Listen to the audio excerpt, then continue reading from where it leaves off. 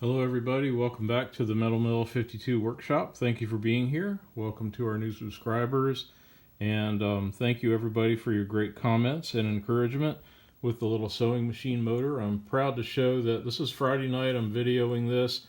I'll probably do a few more segments this weekend perhaps, but I just fabbed up a little plate, little 3/16 inch aluminum plate. Drilled a couple of holes in the back that fit the 10, so I could use some 1024 button head screws to fasten the plate to the back of the drill arm. And I drilled some slots for some adjustability so that I could use some number 632 machine screws and washers and nuts to adjust the motor. I also appreciate the suggestions. I used a few drops of machine oil on either end of the sewing machine motor, and it is a lot quieter than it was before. Oh, I also obviously made up a little pulley for the thing. I made it exactly like the pulley for the drill head, except for this is smaller and it's made out of aluminum, and won't go into a lot of detail there, but you can get the idea. Anyway, really pleased with it, and I do not have a proper drive belt yet, but I've got a couple of large rubber bands on there just to kind of do a proof of concept, and I've got it hooked up to my little router speed control, excuse me. So let's go ahead and turn it on and see what happens.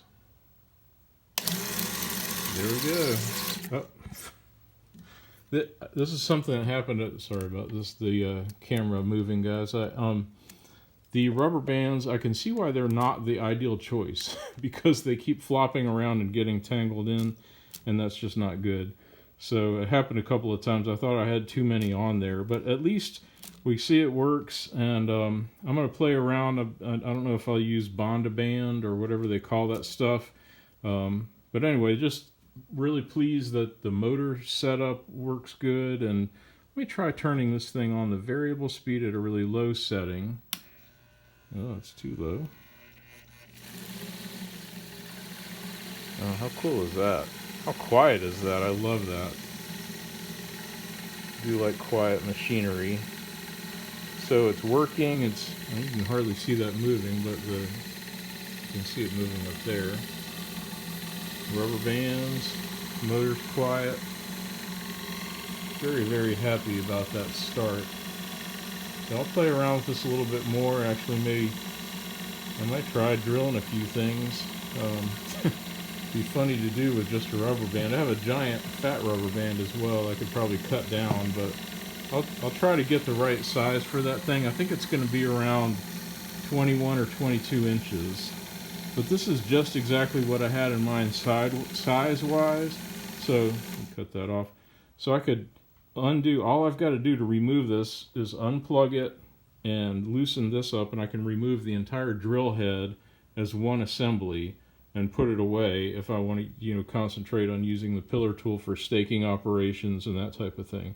There is a little bit of a space interference here, not real bad, but that is going to be an issue I'll have to sort out a little bit. This lower arm can't be that high, and it's going to cut in there. Or I could trim some off the bottom. That's the obvious answer. I don't need that much material on the bottom of this mounting plate, but this is just Friday night and I'm setting it up, so I'll play around with it some more, and just thought I'd start off the weekend with that cool little video. Thanks everybody. Hey, welcome back everybody. The second segment of the Metal Mill 52 workshop. I took the motor off, the little sewing machine motor off, and as you probably saw towards the end of the last video, there was a strip almost a half of an inch extra. When I made the plate, I made it bigger than it needed to be, just because it's easy to take off material when you realize that you don't need it. So that was in fact the case.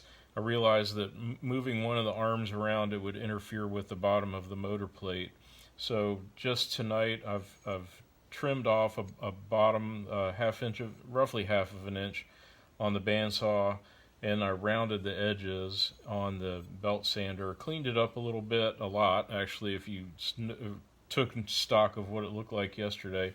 And I just went ahead and I rubbed it down with some 220 grit just to kind of take some of the rough marks off of it, And what I'm going to do, I remembered something that I had done years ago.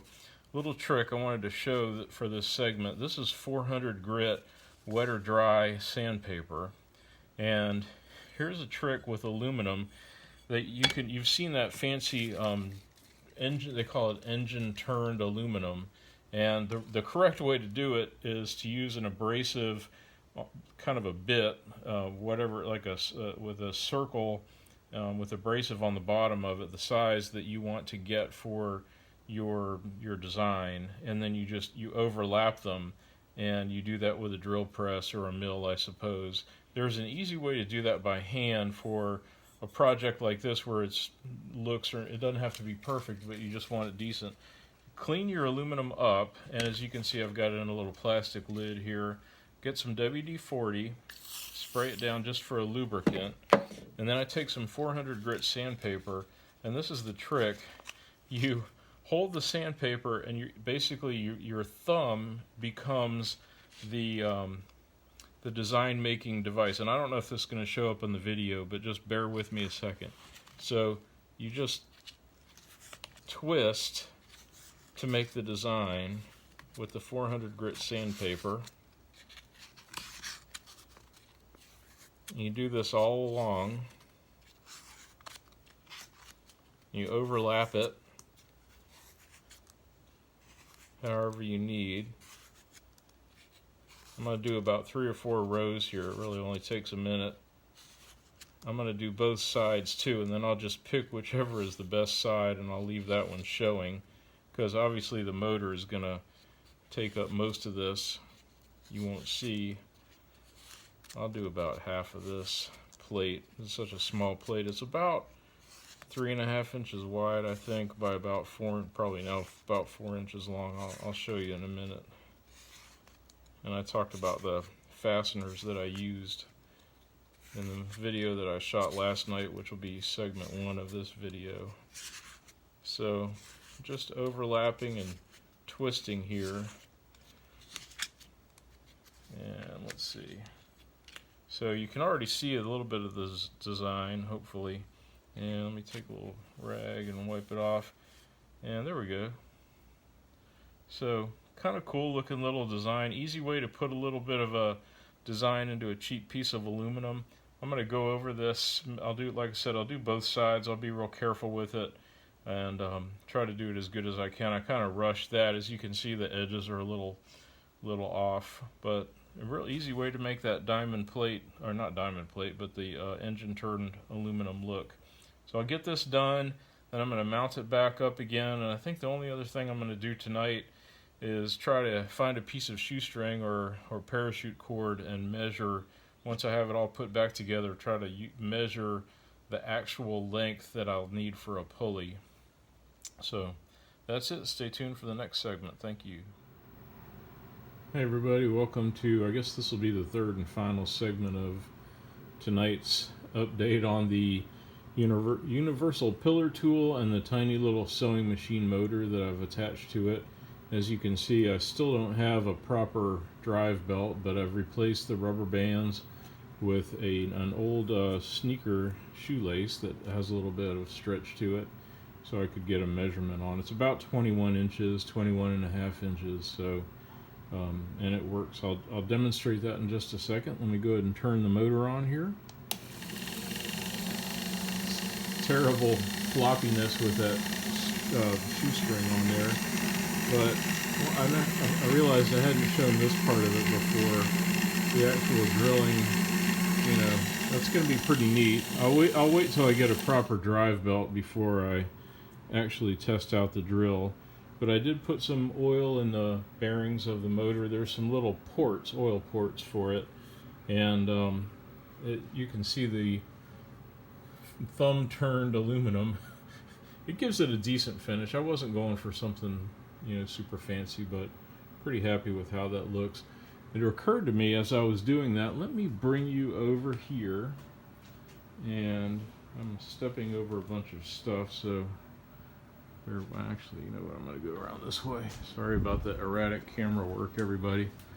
But it occurred to me I had actually done that. I was trying to remember when the first time I did the engine turned stuff was. And in 1984, I built this Gilliam Manufacturing wooden bandsaw, and from a kit, and it's a very cool bandsaw, and I thought it deserved a little logo to it, so I think that's the Gilliam Manufacturing logo.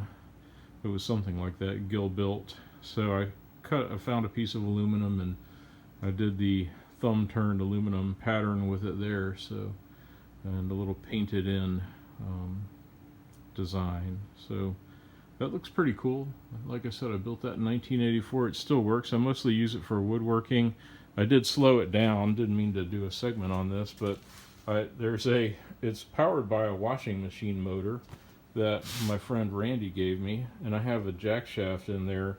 See, the washing machine motor drives a great big pulley. There's a jack shaft over here, and then it drives the regular pulley on this side. Put the phone in there, and there's a little belt tensioner that I made because I was using an odd size belt. So that's tonight's update. And let me show you the back of the motor. It looks pretty cool, that aluminum, you know, just at a quick glance you'd say that looks fairly decent, not super professional, but pretty neat anyway. So the next thing for this one will be to get a proper drive belt, or to make one, and you can see how loose that is. And I'll try that out. I'll try drilling a few things, and then I'll basically be done with the drill head. I don't have a lot of uses for the drill head at this point. The next thing I want to make for this, and I'm not sure I'll do videos on it, but a lot of the staking tools and the broaching tools, stuff like that, for making miniature valves and whatnot. So anyway, progress. Thanks for watching, everybody. Welcome again, the new subscribers, and I will keep you posted.